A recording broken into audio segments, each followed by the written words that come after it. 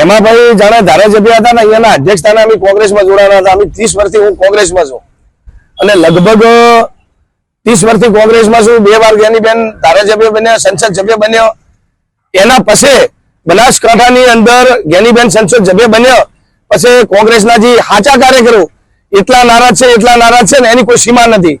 તો પછી અમે શંકરભાઈને અધ્યક્ષસ્થાને એમના આશીર્વાદ લઈ અને સ્વરૂપજીના ગુજરાતના મંત્રી એમના અધ્યક્ષસ્થાને અમે 200 જણા ભારતીય જનતા પાર્ટીમાં કોંગ્રેસના 200 જણા આગેવાનો કોંગ્રેસ છોડી અને ભાજપમાં જોડાણા છે.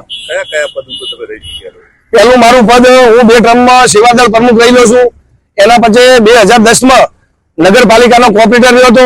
એની પછી હું નગરપાલિકાની ચૂંટણી આવી એટલે 15 વોટે મારા વિસ્તારમાં 15 વોટે હારી ગયો હતો અને એની પછી પાભર શહેર કોંગ્રેસના પ્રમુખ તરીકે હું સેવા આપી હતી અને આટલી સુધી છું. અને મારો એક ખાસિયત છે, જ્ઞાનીબેન 2 વાર ધારાસભ્ય બન્યો, 1 વાર સંસદ સભ્ય બન્યો, પણ મેં એક સિંગલ ફોન નથી કર્યો.